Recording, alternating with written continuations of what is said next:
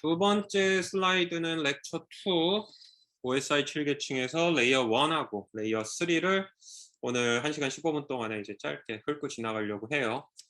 앞쪽에서도 봤던 것처럼 기본적으로 이제 최소한 여러분들이 개발을 하기 위해서 알아야 될 단어들, 그리고 이제 맥 계층, 그 다음에 이제 네트워크 계층에 대한 얘기들을 좀 하려고 하는데, 맥이라고 되어 있는 것이 OSI 7계층에서 레이어 2가 되겠고요. 그 다음에 이제 네트워크 계층, 아까 얘기했었던 3계층에 대한 얘기들입니다. 피지컬 계층인 경우에는 주로 이제 소프트웨어 하는 사람 입장에서는 어떻게 돌아가는지 이해 정도를 하고요. 그거는 이제 전작과 중에서도 신호 처리를 좋아하는 학생들, 그런 친구들이 주로 이제 해요. 그리고 실제로 케이블화하고 그다음에 이제 커넥트화하는 건 이제 기계공학과하고 그다음에 소재하는 친구들이 하죠. 그래서 이제 소프트웨어를 전공하는 사람들은 레이어 1의 개요를 이해만 하고 지금 하고 있는 것처럼 이제 그 위에다가 주로 이제 쌓는 계층입니다. 몇 계층부터 한 번씩 이제 올라갈 텐데 몇 계층을 건드릴 일은 없을 거예요. 몇 계층을 건드릴 일은 없고, 여러분들이 네트워크를 전공하지 않는 한 네트워크 계층도 건드릴 일은 없을 겁니다. 수업에서는 주로 4계층 이상에서 하든지 3계층 이상에서 할 거기 때문에 이 부분에 대해서는 이렇구나 라고 이해하면 될 것 같고요. 뭐 최첨단 기기를 만드는 사람, 혹은 여기서 자동차 로봇 트랙인데 정말 하드웨어 레벨까지 건드려가면서 실시간을 맞춘다, 그러면 이제 내려갈 이유가 좀 있을 겁니다. 자, 또다시 단어를 조금 더 언급하려고 합니다. 지난번에는 7계층 구조를 설명하기 위한 정도로만 언급을 했는데, 여기서는 이제 조금 더 세부적으로 들어갈 거기 때문에 여러분들이 기본적으로 알아야 될 통신 단어들을 이제 언급을 하겠습니다. 굉장히 일반적인 단어들이에요. 메시지가 있어요. 메시지는 왼쪽에서 오른쪽, 이렇게 왼쪽에서 오른쪽. 보내는 센더가 있고 받는 리시버가 있다 그러면 주고받는 메시지입니다. 0과 1을 주고받는 게 피지컬 레이어라고 그러면 그렇게 막 0과 1 그냥 끊임없이 보내지 않고요. 이렇게 몇 개 묶어서 보내요. 묶어서 보내는데 시작 지점이 있고 끝 지점이 있죠. 이런 거를 통상 메시지 혹은 패킷이라고 부릅니다. 자, 그렇다 그러면 주고받는 메시지나 패킷은 결국 사람이 혹은 소프트웨어가 주고받고 싶은 정보인데, 뭐 글자, 숫자, 그림, 이미지, 뭐 기타 등등 이런 것들이 이제 메시지 안에 담겨 가겠죠. 그럼 이 메시지를 보내는 디바이스, 이건 누굽니까? 컴퓨터 네트워크는 컴퓨터고요. 뭐 스마트폰, 뭐 CCTV, 기타 등등 퉁쳐서 프로그래머블한 컴퓨터라고 그러면 상관없으니 이게 샌더가 됩니다. 리시버는 마찬가지로 컴퓨터죠. 메시지를 주고받을 수 있는 프로그래머블한 놈이고요. 우리가 피지컬 레이어 하면서 유무선 줄이라고 얘기했는데 이게 이제 미디움이 됩니다. 그래서 샌더가 리시버에게 보내는 메시지가 있죠. 근데 이게 뭔가를 통해서 가야 되지 않겠습니까? 유선일 수도 있고 무선일 수도 있어요. 앞서의 수업에서 유무선이라고 얘기를 했고, 무선인 경우에는 뭐 무선랜일 수 있고, 무선랜이라 그러면 2.4기가 5기가 주파수, 이동통신이라 그러면 뭐 2기가대, 3기가대 혹은 수십 기가의 주파수를 쓸 수 있다라고 얘기를 했습니다. 유선이면 콕셜 뭐 이렇게 구리선, 철선, 전화선, 아니면 이제 광섬유, 이런 게 이제 미디움에 해당합니다. 자, 근데 메시지를 보내기 전에 해야 될 일이 있죠. 메시지가 어떻게 생겼는지, 어떻게 만들어져야 되는지, 뭐를 먼저 보내야 되는지, 그리고 받으면 어느 순서로 받아야 되는지, 이걸 받았을 때 내가 무슨 짓을 해야 되는지, 이런 걸 프로토콜이다라고 얘기를 하고, 통상 영어로 번역을 할 때에는 룰 혹은 promise, 약속이라고 통상 많이 해석됩니다. 외국에서 그래서 이제 나하고 나는 프로토콜이 안 통해, 혹은 외국 군대 영화 볼 때 프로토콜을 대라 그러는데, 그거는 절차, 동작, 규정 이런 거를 얘기를 해요. 자, 그래서 보내기 전에 동작, 보내는 중에 동작, 그 다음에 보내고 난 다음에 동작이 샌더고요. 받기 전에 동작, 받는 중에 동작, 받고 난 다음에 동작, 이게 프로토콜입니다. 그래서 샌더가 정해진 프로토콜에 따라 미디움을 통해 메시지를 보내면, 리시버는 미디움을 통해 받은 메시지를 프로토콜에 따라서 처리한다라고 볼 수가 있죠. 자, 이 몇 계층, OSI 7 레이어의 2계층에 굉장히 많은 다양한 종류의 기술들이 있어요. 어떤 거는 이렇게 채널라이제이션이라고 되어 있는데, 주파수를 무자르듯이 쓰거나 굉장히 복잡한, 즉 이 물리 계층에 가까운 기법들이 있고요. 그다음은 완전 소프트웨어적인 기법들이 있어요. 그래서 리저베이션, 예약을 하거나 뭐 이런 게 있는데, 통상 여러분들이 통신 전문가가 아니고 통신을 활용해서 서비스를 만들거나 네트워킹 소프트웨어를 구현한다면 이쪽보다는 이쪽을 많이 보게 될 겁니다. 왜 그러느냐? 여기에 여러분들이 얘기하는 초고속 인터넷, 광랜, 이더넷 혹은 무선랜들이 주로 여기 들어가 있어요. 그리고 이동통신에서 최초 서비스를 개시할 때의 동작도 여기 있기 때문에 이렇게 다양한 기술들은 있지만 우리는 풀 서비스 소프트웨어, 풀 스택 서비스 네트워킹을 위해서, 그리고 여러분들이 실제 필드에 나가서 가장 많이 접할 애들을 고를 거니 랜덤 액세스라는 방식입니다. 바로 여러분들에게 이제 초고속 인터넷과 무선랜의 대표적인 애들을 언급할 거예요. CSMA CD와 CSMA CA인데 얘네들은 뭐냐? 너무 많은 사람들이 동일 시간대에 같이 유선이나 무선을 씁니다. 당연하죠. 여러분들이 인터넷 카페 가서 쓰잖아요. 무선랜으로 쓰잖아요. 무선랜 카페에서 쓸 때 사람들 많잖아요. 이동통신, 길거리에 얼마나 많은 사람들이 있습니까?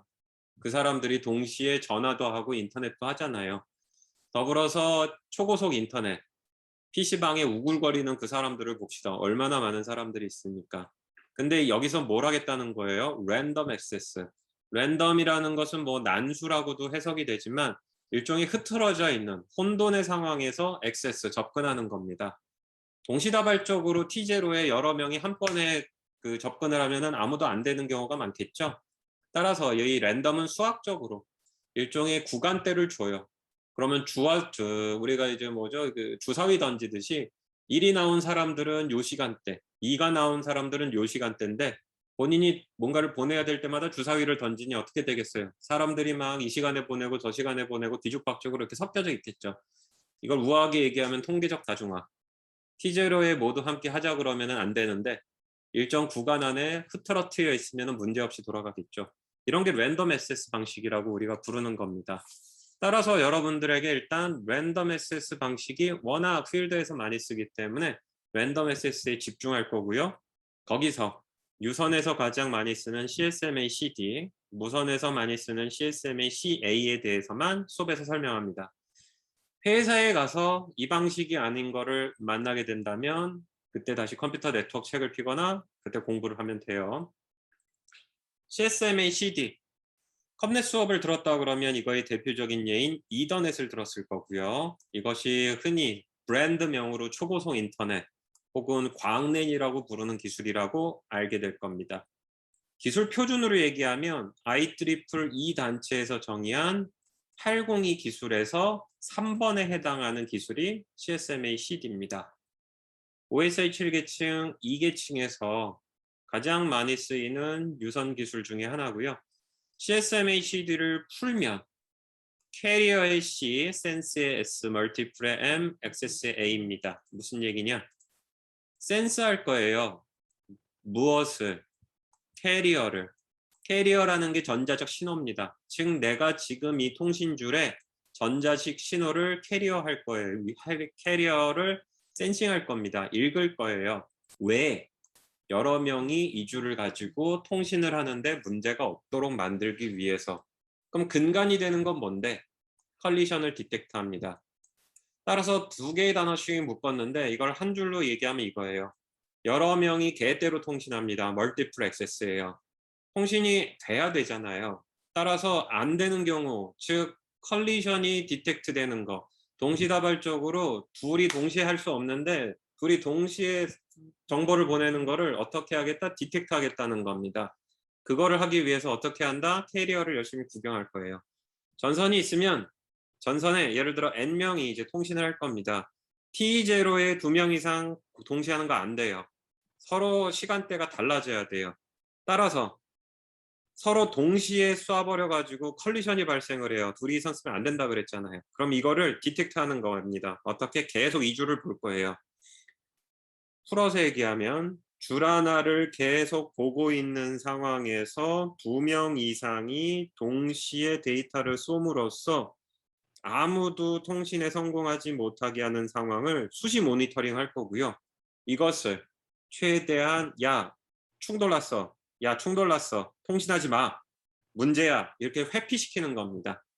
그래서 컬리션을 디텍트하는 CSM의 방식이다. 그래서 CSMA/CD라고 얘기를 하고요. 이것이 유선에서 가장 많이 쓰는 스킴 중에 하나입니다. 이렇게 함으로써 하나의 줄에서 발생하는 충돌, 오류, 아무도 통신하지 못하는 상황들을 최대한 줄여보겠다라는 겁니다. 따라서 쐈는데 문제가 없으면 행복한 거고요. 트래픽은 쏜다라고 얘기하는 건 트랜스미션입니다. 내가 트랜스미트를 했는데 이게 결국은 줄을 내가 계속 보고 있는 상황에서 이게 내가 트랜스미트한 그 정보가 아니네. 딴 놈도 여기다 무슨 짓을 한 건가? 이런 전자적 신호가 발생하면 그때 쏘는 걸 중단하는 겁니다. 말이 되게 복잡한데 그림이 쉬워요. 실제로 줄이 하나 있죠. 이게 이더넷 혹은 광랜이라고 보면 되겠고요. 초고속 인터넷 줄이에요. A, B, C, D 컴퓨터가 이렇게 있는 걸 볼 수가 있습니다. 한 줄에 4대가 연결이 되어 있네요. 자, 근데 A에서 정보를 T1에 쏠 거예요. 하지만 우리는 물리법칙을 배웠으니 줄을 통과하기 위해서는 시간이 걸리죠. 심지어 광섬 위에 빛이 통과하는데도 시간이 걸리니 따라서 A가 보내고자 하는 메시지를 언제 쏩니까? T1에 쏘기 시작합니다. 보는 것과 같이 Y축은 타임이고요. T1부터 본인이 보내고자 하는 정보 0과 1을 쭉 메시지를 트랜스미트 하는 거예요. 시간이 걸리면서 T1에서 출발한 메시지는 B를 지나서 C, D를 향하겠죠. 전선의 끝을. 근데 C가 미처 A가 T1에 쏜 메시지가 아직 오지 않았어요. 언제? T2에 메시지는 A가 쏜 메시지는 여기를 통과하고 있네요. 전선의 이 부분을. 쭉 오는데 아직 안 왔기 때문에 C가 본인의 메시지도 트랜스미트를 해버립니다. C가 케이블을 받는데 아무도 쏘는 게 없으니 본인이 트랜스미트를 한 거죠. 문제는 C의 메시지가 이런 식으로 시간이 지나서 전파되고 A의 메시지가 전파되다가 결국 이 지점에서 크로스가 발생하니 결국은 이제부터 이쪽 케이블들과 이쪽 케이블들에는 A가 쏜 메시지와 B, C가 쏜 메시지가 합쳐져 있는 물리학적으로는 이제 볼테지가 올라가 있거나 신호가 뭉개져 있는 현상들이 발생을 해요. 결국 이거는 언제 할 수 있느냐?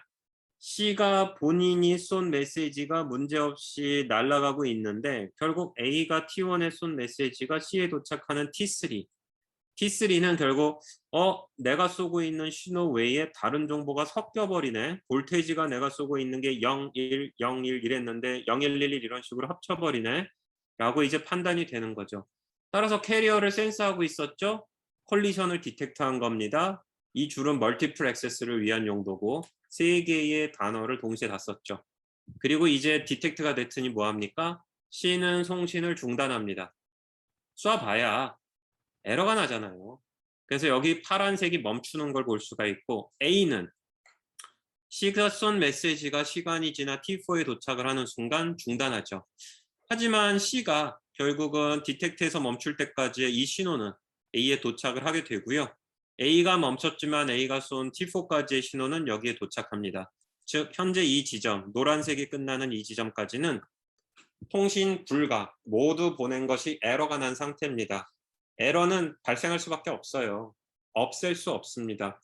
단 빨리 디텍트에서 멈추면 시간을 줄일 수 있는 거죠.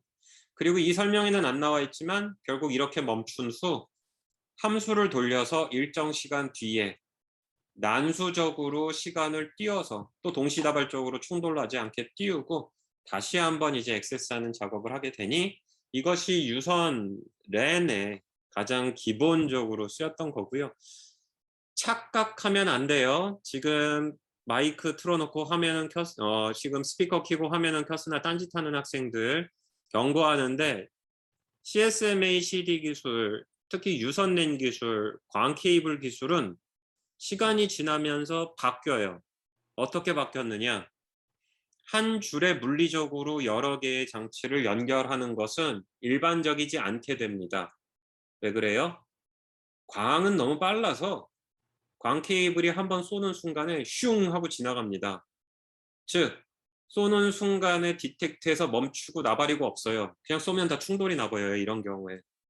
따라서 광과 같이 굉장히 빠른 미디움이 나오게 되고 케이블 자체가 그렇게 비싸지지 않음에 따라 한 줄에 2개 이상의 컴퓨터를 연결하는 행위는 일반화되지 않아요.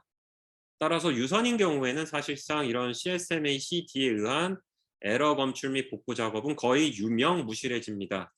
지금 이렇게 선언하는 것이 굉장히 중요한 것이 HTTP3에 가면 우리는 놀랍게도 TCP라는 기술 대신에 에러 검출 및 복구를 하지 않는 UDP를 HTTP 밑에 넣어요. 굉장히 다른 기술이 나옵니다. 왜 그러느냐?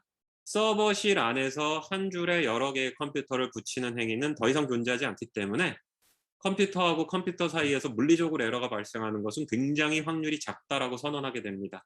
그래서 데이터 링크 계층이나 트랜스포트 레이어 계층에서의 에러 검출 및 복구를 확 줄여요. 그러면 에러 검출 및 복구가 줄어들면 전송 속도가 굉장히 빨라집니다. 어플리케이션 레벨에서. 따라서 CSMA CD에 굉장히 전통적인 얘기를 했고요. 아직도 이런 경우가 있어요. 줄에다가 치렁치렁 붙이는 행위는 어쩔 수 없이 한 줄이 길게 뻗어 있는데 그 줄에 어쩔 수 없이 붙여야 되는 물리적인 한계가 있는 경우 쓰고요.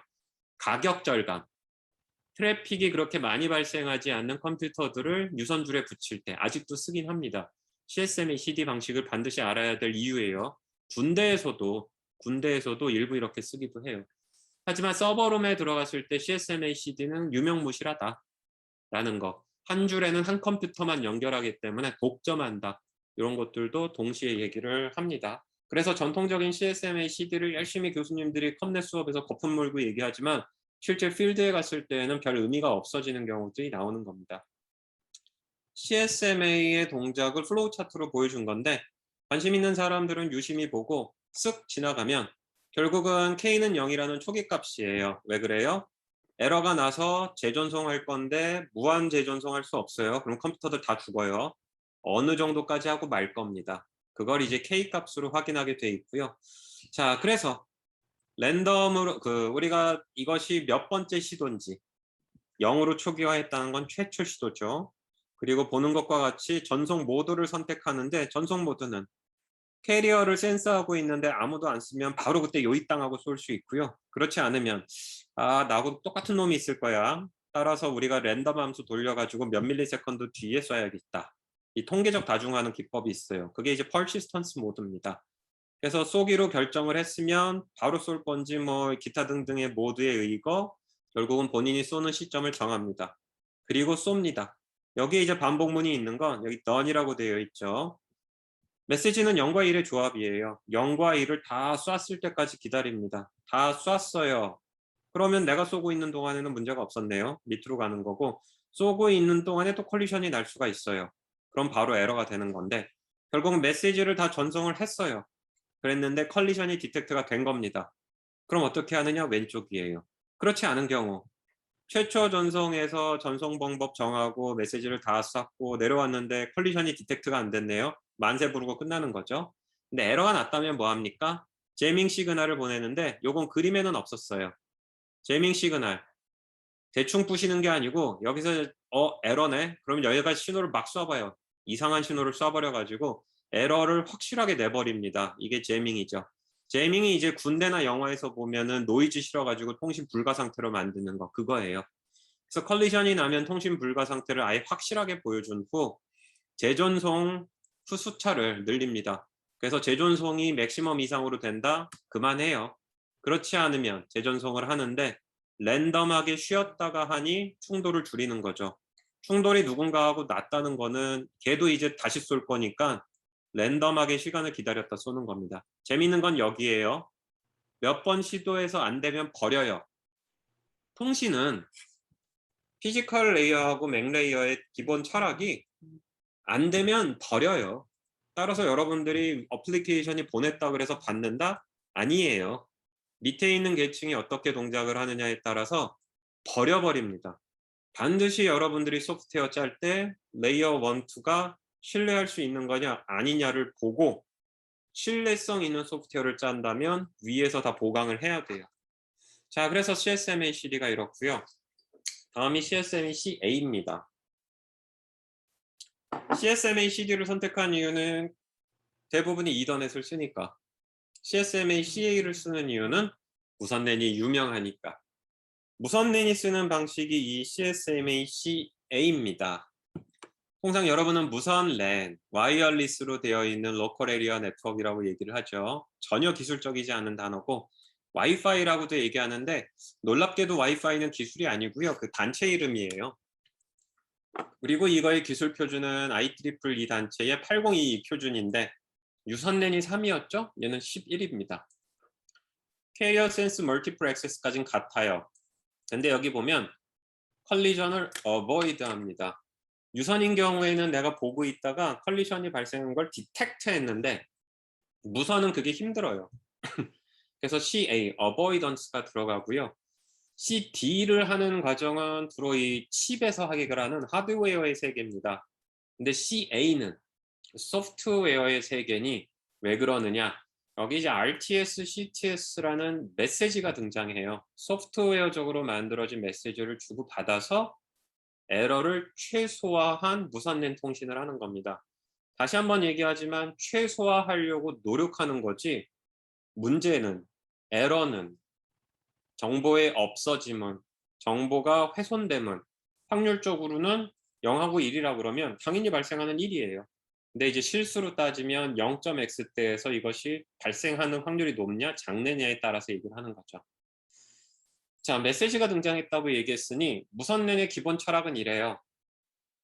A가 B하고 통신하고 싶은데 같은 방에 있다 그러면 C하고 D 컴퓨터도 있습니다. 따라서 우리가 유선줄은 아니지만 무선 주파수를 미디움으로 쓰고 있고요. 무선은 특히 방송의 특성상 내가 보내는 메시지를 다른 애들도 받을 수가 있어요. 그래서 여러분들 무선랜도 암호화 안 한 상태에서 하면은 옆에서 다 들을 수 있습니다. 여기 요런 얘기하면 또 쫑긋 해가지고 그런 짓 하는 친구들이 있을지 모르지만 모두 형사법으로 차단돼 있으니까 그런 것 좀 하지 맙시다. 자, 소스 A가 데스티네이션 B로 보내고 싶은데 같은 공간에 C, D가 있는 겁니다. 무선랜은 간단히 얘기하면 이렇게 동작을 해요. 정보를 보내고자 하는 A가 RTS라고 하는 메시지를 동네방네 보내는데 다 들어라. 근데 수신자는 B로 보냅니다. 그러면 B가 이 메시지를 받고 아, A가 나하고 통신을 하고 싶구나 라고 이해를 해요. 그리고 B가 굉장히 중요한 메시지를 보내니 오케이, 나는 너하고 통신할 수 있어 라고 CTS를 보냅니다. 메시지예요. 근데 이 CTS가 왼쪽으로 A 쪽으로도 향하지만 C하고 D 쪽으로 향하죠? 뭔 얘기냐? 내 목소리 들을 수 있는 애들은 모두 다 들어라. 나 지금부터 A하고 통신할 거야. 이렇게 대대적으로 방송한 거예요. 그래서 C하고 D는 노란색으로 들어가는데 Non-Allocation Vector라고 부르는 것으로서 C하고 D는 아 그래? CTS를 받았는데 B가 A하고 통신한대? 알았어. 우리들은 입 다물고 있을게. 충돌을 회피해요. Avoid 하는 거예요. Avoid. 그렇게 A하고 B는 열심히 메시지를 주고받을 수 있고요. C하고 D는 지켜보고 있는데 A하고 B가 데이터를 주고받는 게 없네요. 혹은 확실하게 A가 보낸 메시지에 대해서 B가 에크라는 메시지를 보냅니다. 잘 받았어. 에크는 다른 애들도 읽을 수 있어요. 무선으로 쫙쫙 뿜어대는 거니까. 따라서 시간을 봤는데 B가 데이터를 받은 이후로 시간이 되게 오래됐거나 혹은 A하고 B 사이에 에크까지 주고받았으면 그럼 이제 CD는 이 무선 주파수를 쓰는데 또다시 얘네들도 경쟁적으로 들어갑니다. 따라서 이렇게 RTS를 보내고 CTS로 응답한 후 데이터를 주고받고 에크를 보내는 건데 저 RTS의 R은 request, 요청하는 거예요. 무엇을? TS, to send, 나 보내고 싶어를 요구했고요. CTS는 C가 클리어입니다. 오케이. 근데 클리어의 의미 중에 또 하나, 옆에 있는 애들 다 조용히 깨끗하게 있어. 이게 CTS입니다. 그리고 이제 에크가 나가는 거죠. 메시지를 주고받고 이것을 들을 수 있는 애들은 이후에 A, B의 통신에 개입하지 않음으로써 공유하는 무선 자원을 충돌하지 않게 쓰는 게 CSMA-CA인데 복잡하게 돼 있죠? 하지만 앞에 있는 유선에 있는 것을 약간 확장한 거고 RTS, CTS가 들어갈 뿐 큰 차이는 없으니까 관심 있는 학생도 한번 읽어보세요. 문제점이 있어요. 우선의 문제점인데 B는 A하고 통신을 할 수 있어요. 이 원을 이렇게 생각하면 되는데 B가 쏜 메시지가 도달할 수 있는 지역이 원입니다. B가 쏜 것을 A는 받을 수 있어요. A가 쏜 것은 B가 받을 수 있겠죠. 근데 B가 쏜 것을 C는 못 받아요. C가 쏜 것은 A가 받을 수 있어요. A가 쏜 것은 C가 받을 수 있어요. 이러면 큰 문제가는 없어요. 왜 그러느냐? B가 쏜 RTS를 C는 못 받더라도 A가 쏜 CTS와 A가 쏠 에크를 C는 받을 수 있으니까. 근데 문제는 B하고 C 사이에 벽이 있거나 하게 되면 문제가 좀 달라지는 경우가 있고요. 혹은 C가 멀리 있거나 C가 C가 무선 주파수가 간당간당하거나 C가 이동을 하거나 아니면 갑자기 어디다가 나타났는데 A, B가 지금까지 무슨 짓을 했는지 모르거나 이렇게 되면 결국은 의도하지 않은 C에 의해서 A, B의 통신은 문제가 있습니다.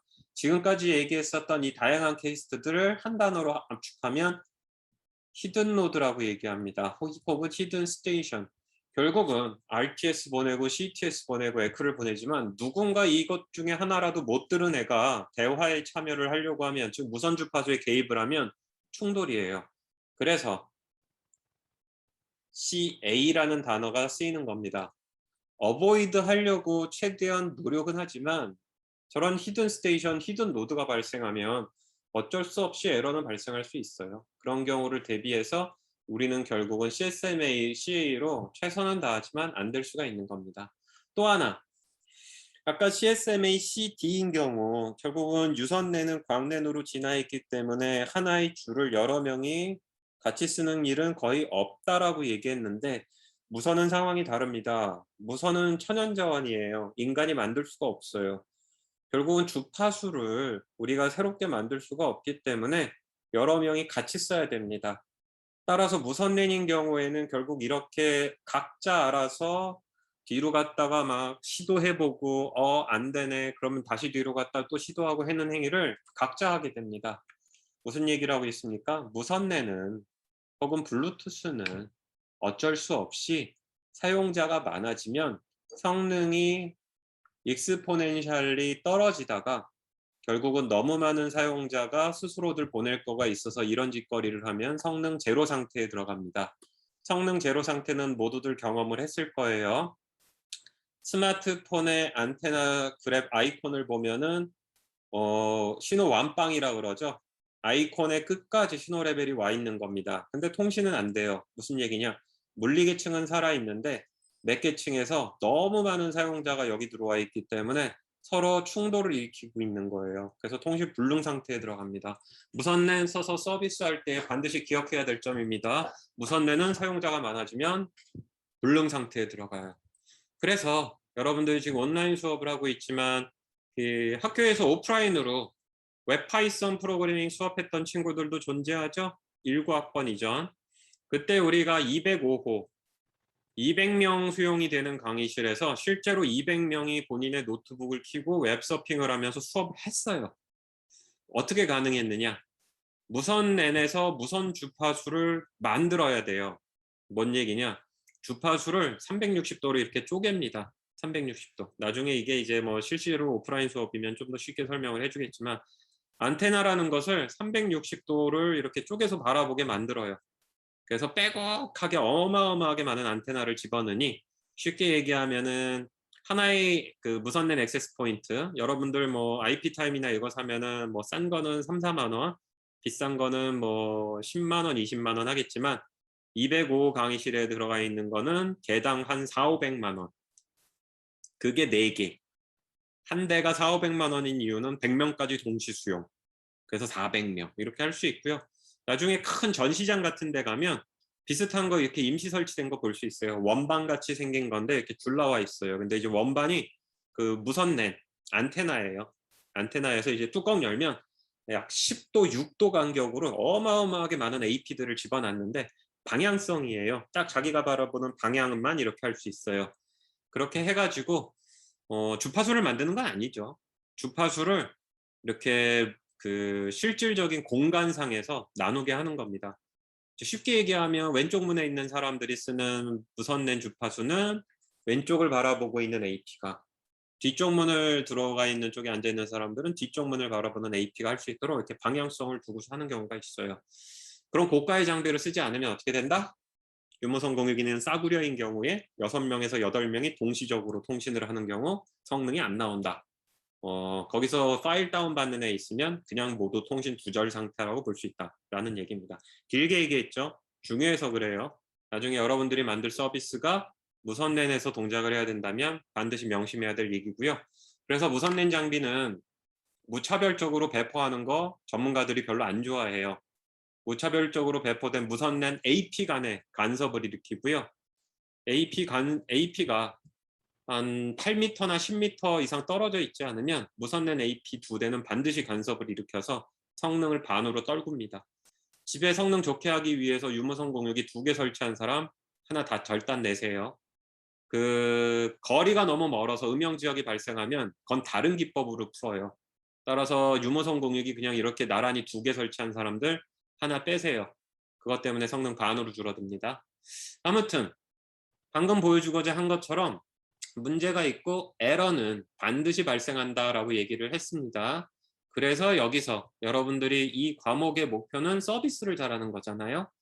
그래서 우리가 기본적으로 맥레이어 2계층에 가장 기본적으로 에러가 난 걸 검출하고 복구하는 기능이고 설명은 안 했지만 한쪽에서 어마어마하게 쏟아붓는 트래픽이 수신단을 죽이지 않게 하기 위해서 적당히 보내라 이렇게 하는 흐름 제어가 있다고 얘기했는데 결국은 에러는 불가피해요.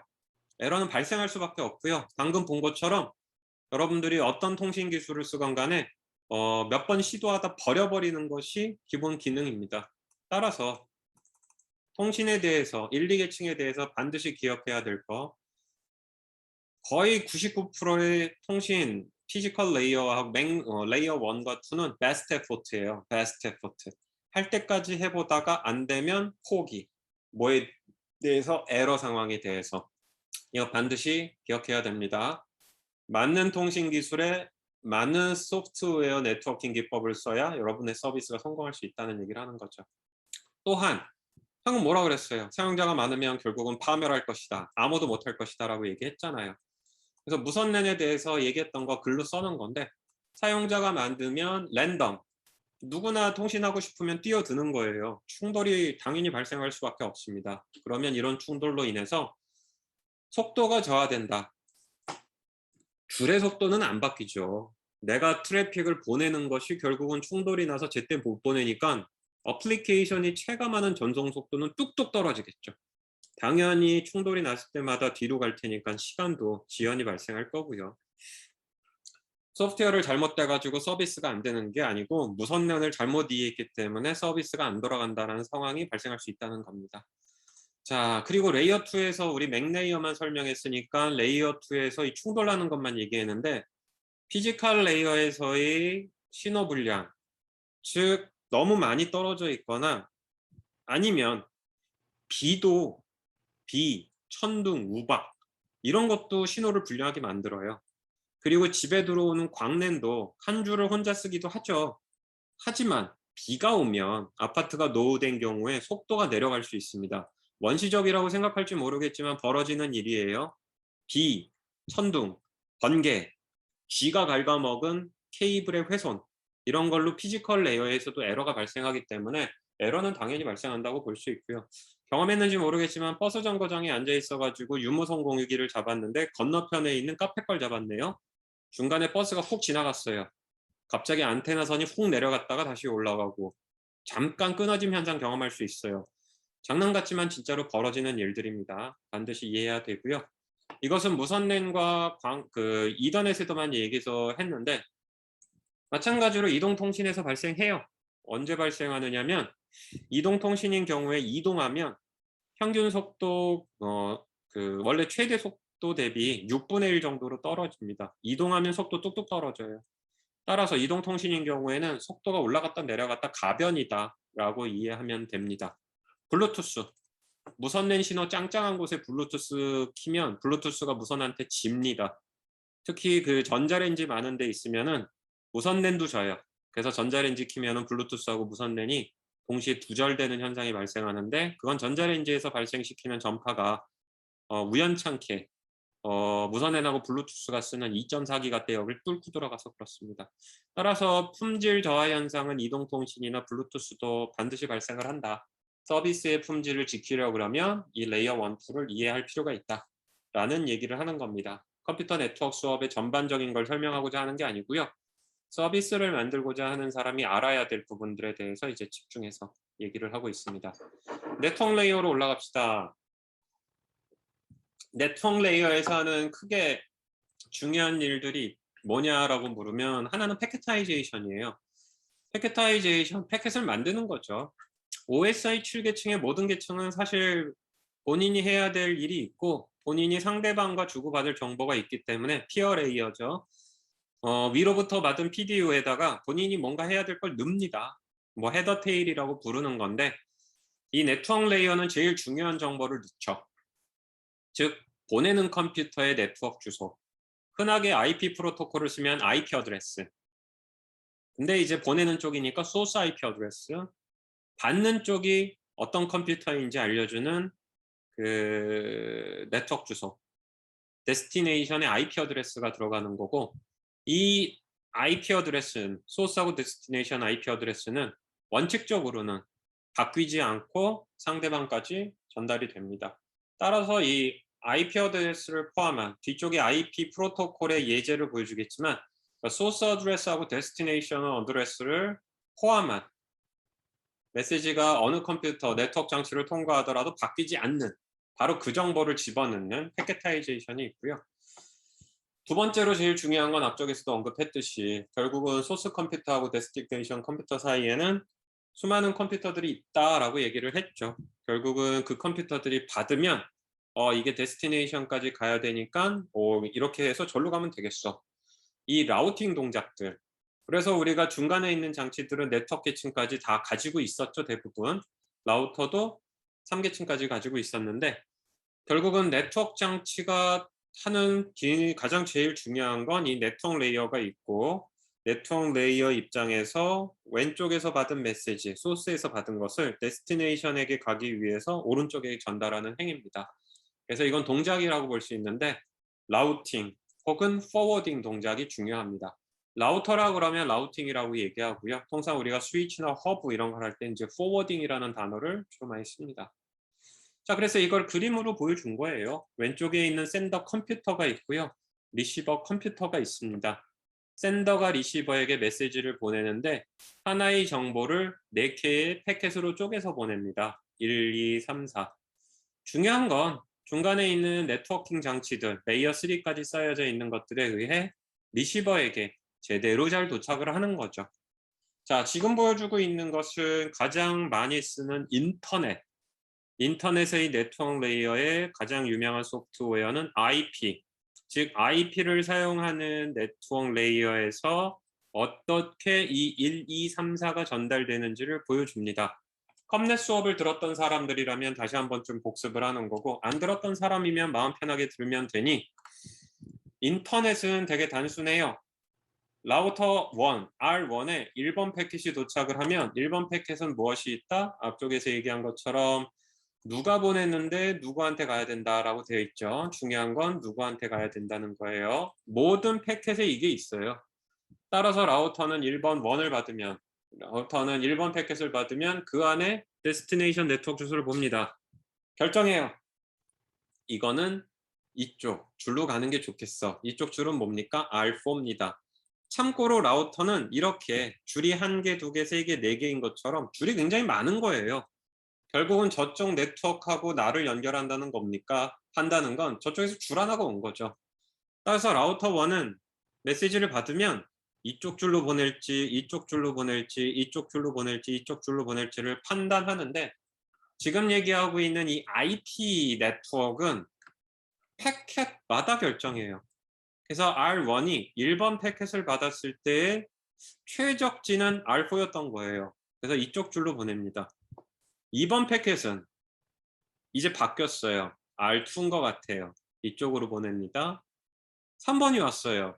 아 1, 2도 R4도 아니고 R2도 아니에요. R3한테 하는 게 맞는 것 같아요. 이쪽으로 보냈고요. 4번도 갔어요. 그러면 다시 R1이 R4에게 보내고 R4는 어디로 보낼 수 있습니까? 최소한 4군데가 있네요. 3군데가. 그중에서 R5를 선택했습니다. 자, 그래서 보는 것과 같이 1번이 다시 일로 가는데 줄에 3번이 또 앞에 들어왔네요. 무슨 일이 벌어졌습니까? R1이 R3에게 보낸 3번에 대해서 R3가 R4를 선택한 거예요. 근데 R1에서 R4로 1이 도착하기 전에 3번이 먼저 도착했고요. 그리고 얘가 R5로 먼저 갑니다. 이렇게 패켓 단위로 결정하는 게 네트워크 레이어 중에 IP 네트워크 레이어의 특징이고 IP 네트워크 레이어로 동작하는 라우터들은 결국은 리시버에게 2, 4, 3, 1 순서로 메시지를 줄 수가 있다는 겁니다. 순서가 바뀔 수 있다라는 것이고요. 따라서 레이어 4에 해당하는 TCP는 원래 순서인 1, 2, 3, 4를 맞추는 거고요. UDP는 맞추지 않습니다. 따라서 보고 있는 것과 같이 내가 보낸 패킷이 인터넷이라는 바닷속에서 순서대로 갈 것이냐? 그렇지 않다라는 것도 머리에 가지고 있어야 된다라는 겁니다. 순서를 맞추는 게 필요한 건지 안 맞추는 것을 해도 상관없는지를 이해하고 서비스를 짜야 돼요. 그래서 앞쪽은 좀 더 단순했지만 결국은 우리가 이쪽에 있는 앨리스가 이쪽에 있는 밥하고 통신하고 싶다 그러면 본인들은 OSI의 7레이어를 다 꿰차고 있겠죠. 중간에는 수많은 라우터들 혹은 스위치 장비들이 존재하고요. 라우터들은 3계층까지 올라가서 들어갔다가 나왔다 하는 짓을 할 거고 스위치들은 대개 1, 2계층, 2, 1계층 들어갔다 나오는 행위를 해서 이 길고 긴 터널을 통과해서 밥에게 메시지가 전달이 된다라는 겁니다. 어느 줄은 2020년도에 새로 만들었을 수도 있고요. 어떤 줄은 2000년대, 어떤 줄은 심지어 1980년대 만들었을 수도 있고 어떤 줄은 해저 케이블이어서 바다를, 어떤 줄은 위성을 통해서도 올 수가 있다라는 겁니다.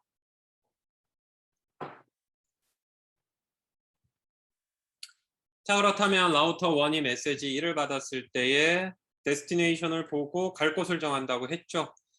그러면은 어드레스를 보고 갈 곳을 정했다는 건 인풋은 데스티네이션 어드레스요. 아웃풋은 전달해야 될 줄. 정확하게 얘기하면은 네트워크 장치에 굉장히 많은 구멍이 있고 그 구멍에 줄이 연결이 되어 있고 그 구멍을 우리는 포트라고 부르는데 통상 결국은 라우터는 특정 포트에서 받은 패켓을 그 패켓의 데스티네이션 어드레스를 보고 다시 다른 포트를 결정해서 메시지를 보낸 겁니다. 인풋에 해당하는 아웃풋을 할 수 있는 그 뭔가 디시션을 할 근거가 필요하죠. 이것을 우리는 포워딩 테이블 혹은 IP 네트워크를 쓰는 라우터라고 그러면 고유명사 라우팅 테이블이라고 얘기합니다. 그래서 데스티네이션 어드레스를 보고 인터페이스 그 줄이 꽂혀 있는 포트 내 컴퓨터에 내 라우터 장치에서 보내야 될 그 줄이 꽂혀 있는 포트 인터페이스 번호를 이렇게 저장해 두는 겁니다.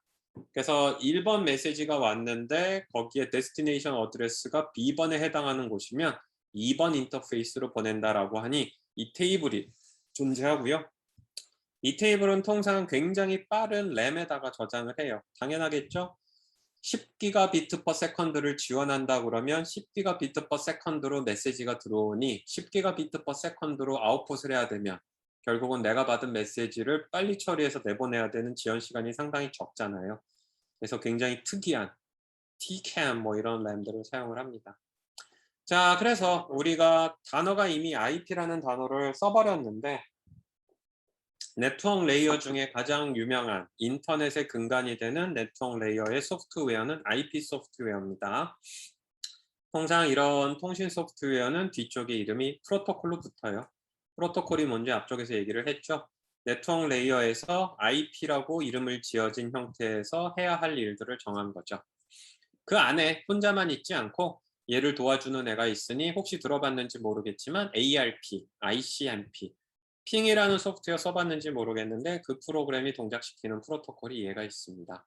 자, 그래서 우리가 이미 렉처 01에서 설명을 했지만 피지컬 레이어하고 데이터 링크 레이어가 뭐든 간에 상관없이 IP 계층이 올라와 있으면 인터넷 기술 기반으로 동작을 하겠다는 거고요. 이 위에 TCP를 쓰거나 UDP를 씁니다. TCP를 쓸 때에는 다음 시간에 배우겠지만 에러 검출 및 복구, 순서대로 다시 재정렬 이거를 할 때 쓰고요. UDP는 그딴 거 필요 없어 라고 얘기할 때 UDP를 씁니다. 더불어서 IP의 가장 중요한 기능은 이 컴퓨터, 사실은 뒤에도 나오지만 컴퓨터가 아니고요. 그 줄, 내 컴퓨터에서 가지고 있는 그 줄에 IP 주소를 주는 겁니다. 근데 이제 좀 많이 헷갈릴까 봐 줄이 하나밖에 없으면 그 컴퓨터라고 얘기를 하는데 물리적인 장치를 찾는 것까지 네트워크 레이어의 역할이고요. 트랜스포트 레이어의 또 중요한 기능은 이 위에 수많은 어플리케이션이 돌아갈 텐데 이 메시지가 어느 어플리케이션이 쐈는지 혹은 어느 어플리케이션이 받아야 되는지를 정의하니 네트워크 레이어는 하드웨어적으로 컴퓨터 혹은 줄까지 찾아가고요. 트랜스포트 레이어에서 프로세스를 찾는 행위를 하는 것도 굉장히 중요합니다. 일단 트랜스포트 레이어에 대한 설명은 다음 주에 진행합니다. 자, 따라서 우리가 뭐라 그랬어요? 소스 어드레스가 있고 데스티네이션 어드레스가 있다. 그 어드레스를 보고 그 컴퓨터 혹은 물리적인 장치를 찾는다고 했으니 IP 프로토콜인 경우에 버전이 여러 개가 있는데 그중에 버전 4 가장 많이 써요. 버전 4인 경우에 주소를 어떤 식으로 하느냐 32비트 4바이트로 표현을 합니다. 4바이트로 4바이트를 통해서 특정 컴퓨터 혹은 특정 물리장치를 찾아가는 거예요. 표현을 할 때 그 유명한 다티드 데시말이 나오죠. A.B.C.D. 경희대학교에 있는 주로 컴퓨터들이라 그러면 162.168 이게 경희대학교고요. 그 다음에 땡땡땡점 땡땡땡 168, 192.168, 168.142. 뭐 어쩌고 저쩌고 저쩌고 이렇게 됩니다. 결국 무슨 얘기를 하느냐면 각각의 바이트의 정식 진수 값을 이렇게 점을 두고서 부르는 게 일반적인 다티드 데시말입니다. 누가 가장 편하겠어요? 사람이에요, 사람. 컴퓨터는 전혀 편하지 않죠. 32비트의 바이너리를 표현하는 게 제일 쉽겠죠. 헥사데시말이 있어요. 숫자는 아닌데 다티드 데시말은 아닌데 이렇게 헥사로 해가지고는 16진법으로 표현한 거죠. 요건 사람이 편하고요. 기계가 편해요. 타협 본 거는 프로그래밍 할 때 주로 이 헥사데시말을 씁니다. 자, 그래서 IP 어드레스 앞쪽에서 얘기한 것처럼 16비트, 32비트로 처리를 하고요. 32비트일 때 또 둘로 나눕니다. 왜 그러느냐? 결국은 랜이나 맨을 만들, 랜으로만 국한해 봅시다. 경희대가 랜을 구축을 했어요. 그러면은 경희대가 구축한 랜인데 경희대 바깥에 있는 사람 입장에서는 경희대 안을 볼 이유가 없죠. 경희대까지만 안 보면 돼요. 경희대 입장에서는 경희대에 있는 컴퓨터들을 일일이 구분할 수 있어야겠죠. 따라서 경희대 입장에서 바깥과 안을 구분을 하는 경계선이 필요한데 즉 조직이 있고 그 조직이 가지고 있는 컴퓨터 그것을 알아야 될 나와 알지 않아도 될 바깥을 구분하니 결국은 IP 어드레스는 영역이 둘로 갈라져서 앞쪽의 프리픽스는 네트워크를 얘기합니다. 경희대학교도 32비트에 맞춰서 컴퓨터들에게 주소값을 주지만 경희대 바깥에서는 몰라도 돼요. 무엇을 이 모든 컴퓨터들을. 따라서 경희대학교는 앞쪽에 숫자가 정해져 있어요. 뒤쪽 끝까지 가지 않고 앞쪽에 2바이트 내지는 제가 정확하게는 모르겠는데 2바이트 이상의 숫자가 정해져 있으니 경희대 바깥에 있는 라우터들은 요 앞에 해당하는 숫자들만 보고 경희대까지만 갖다 놓는 거예요. 그래서 앞쪽에 있는 걸 네트워크 주소라고 얘기합니다. 경희대 바깥에서는 요 네트워크 부분, 즉 32비트의 앞쪽만 보고 전달을 했고요. 경희대학교는 본인 안에 컴퓨터가 있으니까는 반드시 하나를 찾아서 그거에 대해서 메시지를 전달해야 되지 않겠습니까? 그러하니 기본적으로 경희대 안에서는 32비트의 끝까지 사용을 해야겠죠. 따라서 앞쪽이 경희대학교를 의미한다면 뒤쪽은 경희대학교 안에 있는 컴퓨터들에게 번호를 준 거예요. 그래서 앞쪽이 네트워크 주소라고 부르고요. 뒤에는 경희대학교 안에 있는 호스트 주소가 됩니다. 따라서 바깥의 라우터들은 프리픽스만 보고서 전달을 하고요. 경희대 안에서는 이 서픽스를 보고 찾아간다라고 볼 수가 있어요. 그래서 이렇게 무 자르듯이 자른다라고 되어 있고요. 얼마만큼을 그러면 우리가 네트워크 주소로 쓸 것이냐, 요거는 많이 달라요. 요게 궁금한 사람들은 컴퓨터 네트워크 책을 펴고 한번 살펴볼 필요가 있는데, 기본적으로 네트워크 주소를 어떤 식으로 할당할지도 다 이 전 세계에 위원회가 있습니다. 경희대학교도 그 위원회에서 할당받은 경희대학교를 표현하는 주소를 취하고 있어요. 네트워크 주소가 작으면 작을수록 뒤쪽에 쓸 수 있는 주소가 크겠죠. 32비트잖아요. 내가 예를 들어 16비트로 네트워크 주소를 할당받으면 뒤쪽이 16비트, 2에 16 쓴 게 6536이죠. 그쵸? 64K에 해당하는 컴퓨터를 내가 다룰 수 있잖아요. 거꾸로 네트워크 주소가 너무 크면 내 영역 안에서 쓸 수 있는 컴퓨터의 개수가 작습니다. 따라서 이거를 적당히 잘 균형적으로 배포하는 전 세계 위원회가 있어요. 위원회가 있고 거기서 배정해 둡니다. 당신의 네트워크 주소는 8비트야, 12비트야, 25비트야 이런 식으로 할당을 하기 때문에 여러분들이 회사에 가거나 어디 조직에 갔을 때 IP 어드레스 체계에서 이렇게 A.B.C.D로만 받지 않을 거예요. 이건 본인 컴퓨터 IP 어드레스 할당하라는 얘기고 이렇게 /n으로 값을 주는데 우리 회사의 네트워크 주소는 이거고 그 안에 그 뒤에 32 빼기 12한 만큼 20비트를 가지고 우리가 컴퓨터들을 관리하고 있습니다 라는 걸 보여줍니다. 이게 슬래시 노테이션 체계라고 부르는 거니까 기억하기 바랍니다. 자, 그래서 32비트 중에서 네트워크 주소로 쓰는 n비트가 프리픽스로 있고요. 32비트에서 n 값을 뺀 만큼을 우리가 이제 서픽스로 해서 이것은 우리 단체를 의미하는 거고 여 서픽스에서 0번부터 1111까지 해가지고 이제 컴퓨터들에게 번호를 할당하게 된다라고 이해하면 됩니다. 자, 그래서 이걸 그림으로 한번 다시 보여주면 결국은 라우터가 존재할 때 네트워크 1, 2, n이 있어요. 사실 이게 포워딩 테이블, 라우팅 테이블이라고 얘기했는데 이건 개별 컴퓨터의 주소가 들어가 있지 않고요. 네트워크 주소가 있어요. 그래서 경희대 바깥에 있는 곳이라면 이 라우터에서 경희대 네트워크 주소를 가지고 있고 경희대 학교 안에 대표 장치에게 받아! 그럼 이제 얘가 받아서 얘가 경희대 안에 있는 뒤에 있는 것까지 해서 개별 컴퓨터까지 찾아가는 거죠. 결국은 전달받은 어드레스 32비트를 꺼내겠지만 풀로 다 볼 필요 없고요.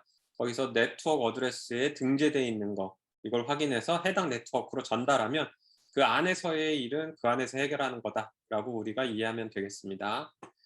자, 그래서 결국은 IP 프로토콜, 네트워크 프로토콜의 가장 중요한 것이 소스 어드레스하고 데스티네이션 어드레스가 들어가 있는 패킷타이제이션이라고 얘기했는데 이거는 이제 IP 프로토콜 사례예요. 그래서 소스 IP 어드레스 32비트, 데스티네이션 IP 어드레스 32비트가 있었고요. 간단히 설명을 하고 넘어가면은 기본적으로 헤더가 에러가 났는지 안 났는지를 점검하는 메시지가 바뀔 수가 있어요. 근데 헤더 부분에 대해서 특별히 에러 발생 여부를 체크하는 정보가 있고요. 그 다음에 헤더에 대해서 헤더가 가변 길이일 수가 있습니다. 그래서 헤더의 길이 나타나는 게 있고 IP 버전 4가 있다는 거는 다른 버전이 존재할 수 있다는 거죠. IP의 버전 정보가 있어요. 그 IP 프로토콜 위에 TCP도 올 수 있고 UDP도 올 수 있다 그랬죠. IP 위에 어떤 프로토콜이 올라갔는지를 보여주는 정보들이 있습니다. 이런 것들이 이제 주요한 정보고요. 트랜스포트 레이어가 만든 패킷을 받으면 IP 계층은 이렇게 헤더를 붙입니다. 20에서 60바이트 정도. 반대로 IP 패킷이 IP 네트워크 레이어가 상대방으로부터 IP 패킷을 받으면 이 헤더를 읽고 이해하고 이걸 떼어낸 후 TCP 계층에서는 헤더를 제거한 부분만 위로 올린다 라고 이해하면 됩니다. 자, 그래서 한번 서머리를 해봅시다. 결국 우리가 뒤쪽에서 네트워킹에 대한 소프트웨어를 만들고 이해할 텐데 가장 기본적으로 여러분들이 반드시 이해해야 될 거 IP 어드레스라는 단어입니다. 더불어서 IP가 뭐예요? OSI 7계층의 네트워크 레이어에 해당하는 건데 1970년대 1970년대 인터넷이라는 이제는 고유 명사화 돼버린 그 기술이 나오면서 쓴 소프트웨어, 고유명사예요. IP 소프트웨어, TCP 소프트웨어. 그럼 네트워크 레이어에 IP 말고 딴 것도 있느냐? 아주 많아요. 하지만 인터넷의 일반화와 함께 IP 프로토콜이 너무 많이 쓰이기 때문에 우리가 IP를 얘기를 하는 거고, IP 어드레스는 32비트 주소 체제라는 거, 거기에서 다티드 데시말로 사람이 편하게 하거나 혹은 비트수로 나타낼 수 있다는 거, 그리고 네트워크 레이어에 해당하는 IP 쪽의 주소 체계, 그 네트워크의 컴퓨터 주소 체계가 있고요. 본인의 컴퓨터가 가지고 있는 IP 어드레스가 궁금한 사람은 여기 보는 것처럼 윈도우즈인 경우에 얘인데 IP config 이라고 치면은 나올 겁니다. 리눅스나 매킨토시인 경우도 상관없고요. 이런 거 찾아보기 어려우면 그 설정창에 뭐 제어판에 가가지고 그 네트워크 인터페이스에 해당하는 거 자세히 보기, 그럼 이렇게 나올 겁니다. 그래서 보는 것과 같이 192.168.52.143 이렇게 나와 있는 것들 IP 어드레스 확인할 수 있어요. 자, 우리가 근데 공식에서 IP 어드레스도 얘기를 많이 하지만 더 많이 얘기하는 건 도메인 이름이죠. 뭔 얘기입니까? 구글 서버에 접속할 때 구글의 IP 어드레스 타이핑하지 않아요. google.com 이렇게 하죠. 경희대학교 인포21 접속할 때도 뭐 인포21 IP 어드레스 주고 접속하라고 안 해요. 사람은 그런 거 외우는 거 너무 힘들어해요. 그래서 우리가 알파벳으로 써 있는 거를 하니 www.domainname.com khu.ac.kr 이렇게 사람이 외울 수 있는 거 쓰잖아요. 이걸 우리는 뭐라고 부릅니까? 도메인 네임이라고 부릅니다. 네임이에요. 근데 도메인 영역이에요. 왜 그래요? 오른쪽이 높은 레벨입니다. 컴퍼니예요. 그 다음에 무슨 컴퍼니고 그 컴퍼니의 월드와이드 웹이니 khu.ac.kr 큰 거는 뒤에요. kr 코리아. 코리아에 속한 영역 중에 어떤 영역? 아카데믹 영역 AC. 그 중에 어디? 경희대학교. 거기서 소프트웨어 융합학과 SWCon. G에서 높은 영역이고 앞으로 갈수록 작은 영역인 도메인이 위쪽이 크고 아래쪽이 도메인이 작은 겁니다. 사람은 이렇게 도메인을 외워요. 그래서 여기 고유명사가 나오죠. 이런 걸 도메인 네임이라고 얘기하고요. 웹브라우저에 도메인 네임 치고 엔터키 치면 앞쪽이 자동으로 생기는데 HTTPS, HTTP 프로토콜 이름입니다. 어플리케이션 레이어의 프로토콜이에요. HTTP하고 S의 차이점, S는 시큐어하다는 겁니다. 자, 그래서 여러분들이 도메인 이름이란 걸 알아야 되고요. 오른쪽이 크다, 앞쪽으로 가면 작다라는 거 얘기했습니다. 이 얘기 왜 하느냐? 나중에 서버 프로그래밍하고 클라이언트의 모바일로 해가지고 막 액세스하고 그러면 여러분들이 도메인 네임을 스스로 만들어야 될 때가 있어요.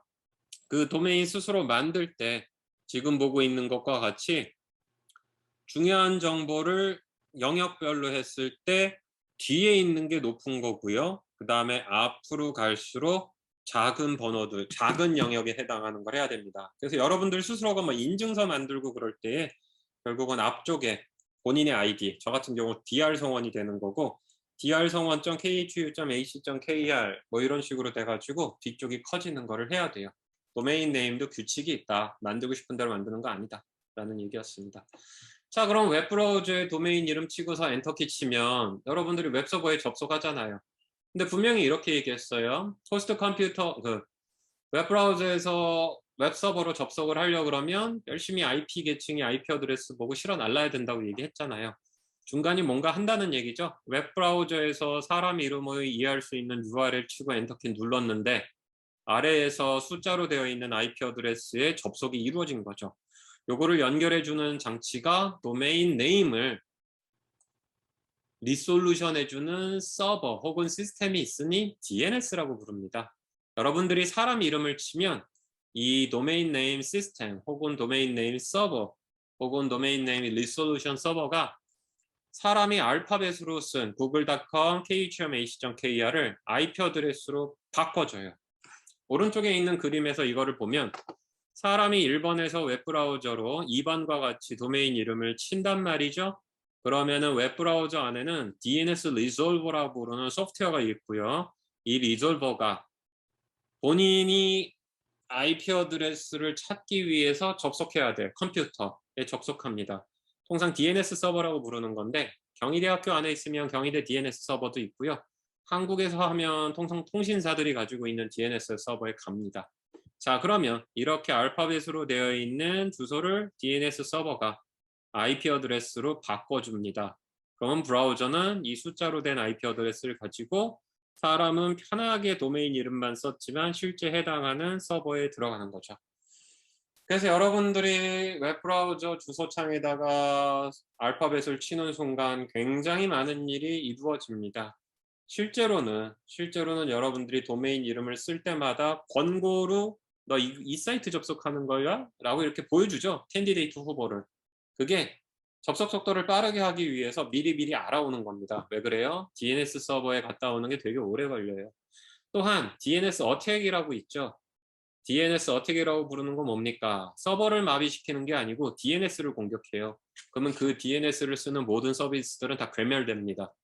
따라서 KT의 DNS 서버, SKT의 DNS 서버를 공격을 하면 이동통신 자체가 불가능해지는 거죠. 열심히 밑에서 연관을 주고받을 수 있으면 뭐예요? 웹브라우저나 이런 데서 네임 이름을 IP 어드레스로 바꿔올 수가 없는데.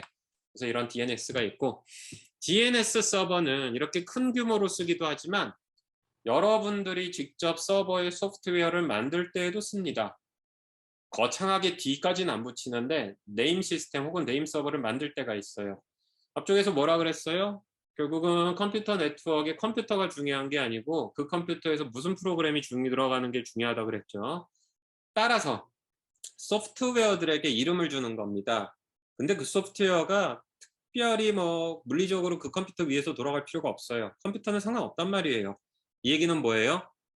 IP 어드레스는 근데 컴퓨터 한 대 준다 그랬잖아요. 물리적인 거에 준다 그랬으니 따라서 이 소프트웨어가 어디서 돌아가는지 상관없는데 대규모로 수천 수만 개 막 이렇게 올릴 건데 어디에서 물리적인 공간 위에서 돌아가는지는 알아야지 뭐 통신이 되든 말든 할 거 아닙니까? 따라서 이렇게 뭐 DNS까지는 얘기 안 하지만 내가 만든 소프트웨어들의 이름을 주고 본인이 물리적으로 어디에서 동작하는지를 등록을 한 후 누군가가 통신을 할 때에 그 등록된 정보를 보고 서로 통신할 수 있게 자그마한 네임 서버, 자그마한 네임 시스템을 만들 수 있어요. 이거는 여러분들이 나중에 P2P 때 서버 없이 클라이언트 서버 아키텍처 아니고 그냥 스마트폰끼리 통신할 때 노트북끼리 통신하는 예제를 제가 만들었는데 그때에 간단하게 네임 서버가 있어서 본인을 등록하고 가져오는 과정이 있습니다. 따라서 DNS를 설명하는 이유는 DNS라는 개념, 네임 솔루션 이런 것도 설명하고자 하는 점이 있지만 나중에 여러분들이 스스로 DNS 같은 거를 자그마한 DNS를 만들 필요가 있다. 라는 것도 반드시 명심하길 바란다라는 마음으로 부가 설명했습니다. IP 어드레스는 자원이에요. 그래서 전 세계에 있는 수천 수만 대의 컴퓨터, 아니 전 세계에 수천 수만이래. 전 세계에 있는 그렇게 많은 스마트폰과 컴퓨터를 꼴랑 32비트로 연결할 수는 없겠죠. 따라서 IP 어드레스는 한정된 자원입니다. 제한된 숫자잖아요. 2의 32승. 따라서 무한정 찍을 수가 없기 때문에 여러 기법들이 나왔는데 그 첫 번째 기법이 DHCP입니다. DHCP 서버 많이 들어봤는지 모르겠어요. 근데 프로그래밍 책 보다 보면 통신하다 보면 이 주소는 좀 익숙하죠? 192168 혹은 애플 쓰는 사람들 10.0.1 아니면 172로 시작하는 주소들 이게 DHCP입니다. 뭔 소리냐? 필요할 때 필요한 주소를 주고 회수하는 건데 방금 얘기한 건 뒤쪽에 있는 거하고 섞어서 얘기를 해버렸는데 DHCP 서버는 단순하게 이렇게 얘기할 수 있어요. IP 어드레스가 부족하니 IP 어드레스가 필요한 장치에게 줘요. 그리고 시간이 지나서 걔가 필요하지 않으면 회수합니다. 그런데 조금 약간 변질이 됐죠. 요즘은 컴퓨터에서 IP 어드레스가 필요로 할 때는 킬 때, 없을 때는 끌 때. 그렇다 그러면 컴퓨터가 살아있는 동안은 끊임없이 사용하죠. 회수당하지 않아요, 거의. 따라서 DHCP 서버는 원래 부족한 IP 어드레스를 N개의 컴퓨터가 쉐어하는 목적으로 했는데 사실은 모든 컴퓨터가 꺼지지 않으면 IP 어드레스를 회수가 할 수 없기 때문에 이거하고 같이 얘기합니다. NATPAT, Network Address Translation, Port Address Translation이라는 건데 결국은 IP 어드레스가 한정되어 있다는 건 그 IP 어드레스가 인터넷상으로 쓰이는 IP 어드레스들에 한정되어 있다는 거예요. 좀 어려운 얘기인지 모르겠는데 아까 얘기했었던 저 32비트를 전 세계에서 어떤 기관이 관리하고 부여하는 건 어떤 IP 어드레스를 관리하고 부여하느냐. 당신이 전 세계에 어디 있더라도 정말 의미가 있고 유니크한 그런 IP 어드레스인 경우. 근데 이게 2의 32승밖에 없다는 거죠. 경희대는 안타깝게 경희대에 있는 컴퓨터만큼 할당받을 수가 없어요. 그래서 무슨 방법을 쓰느냐. 예를 들어 경희대학교가 저 IP 어드레스 인터넷상에서 의미가 있어요. 전 세계에서 관리하는 저 IP 어드레스를 10개 받았다 칩시다. 10개보다 훨씬 많아요. 훨씬 많은데 그냥 10개라고 얘기하면 우리는 이 IP 어드레스 전 세계적으로 의미가 있는 거예요. 미국에서도 그 IP 어드레스 보면 경희대인 줄 알아요. 이거를 뭐라고 부르느냐? 퍼블릭 IP 어드레스라고 얘기합니다. 경희대 바깥에 퍼블릭 공간에서도 의미가 있는 거예요.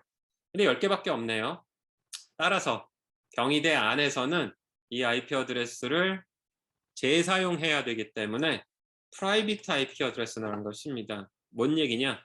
프라이빗한 곳에서만 의미가 있어요. 어디서? 경희대학교 안에서만. 경희대학교 안에서만 의미가 있는 이 IP 어드레스는 외부에서는 의미가 전혀 없습니다. 이런 것들이 대표적으로 10점대, 192점대로 시작하는 거고요. 자, 그렇다면 경희대 바깥에서는 10개밖에 안 되는 퍼블릭 IP 어드레스네요. 경희대 안에서는 무한정 찍어낼 수 있는, 무한정은 좀 그렇다. 굉장히 많이 쓸 수 있는 IP 어드레스예요. 하지만 경희대 안에서만 의미가 있어요. 경희대 안에서만 의미가 있는 프라이빗 IP를 경희대 바깥에 있는 IP인 퍼블릭 IP하고 매핑해 줘야 되죠. 안에서 지네들끼리 통신하는 데는 문제 없어요. 인터넷을 타야 되면 퍼블릭한 IP 어드레스로 바꿔야 됩니다. 어드레스 트랜슬레이션이에요. 근데 이 어드레스 트랜슬레이션을 IP 계층에 해당하는 네트워크 어드레스에 대해서 하겠다. 즉 10.10.10.2를 6363.631로 네트워크 주소죠. 바꾸겠다. 그러면 이걸 네트워크 주소를 어드레스를 트랜슬레이션하는 NAT라고 부르고요. 트랜스포트 레이어를 설명하면 4계층의 포트 정보라는 게 있고요. 이건 프로그램을 이제 구분하는 건데 4계층 때 설명할 겁니다. 즉 4계층에 해당하는 주소도 바꾸겠다. 바뀌는 거예요. 바뀌어요. 이 컴퓨터들이 만든 패킷이 나트패트 장치를 통과하면 IP 헤더와 TCP 헤더의 저 어드레스 부분이 바뀌어요. 대신 굉장히 많은 컴퓨터가 10대 이상이 통신할 수 있는 이 기법이 나트패트입니다. 서버들 간에 통신하는 프로그램만 짰을 때는 나트패트 안에서 하기 때문에 큰 문제가 없을 거고요. 몰라도 될 거고요. 여러분들이 조직 바깥에 있는, 여러분의 네트워크 바깥에 있는 애하고 통신을 할 땐 이게 문제가 돼요. 풀스택으로 클라이언트 서버 통신을 할 때에는 반드시 중간에 이 나트패트가 있을 겁니다. 따라서 이때도 문제가 돼요. 그리고 통상 DHCP 서버들은 이제 퍼블릭 IP 어드레스를 주고 뺏는 게 아니고 대부분 이 프라이빗 IP 어드레스를 주고 뺏는 이런 역할들을 하기 때문에 둘이 동시에 얘기되는데 원래 DHCP는 퍼블릭 IP 어드레스를 주고 뺏는 역할을 주로 했기 때문에 둘이 같이 쓰이기는 하지만 엄연하게 얘기하면 서로 다른 것입니다. 그래서 DHCP 그다음에 나트패트에 대한 얘기를 할 수 있죠.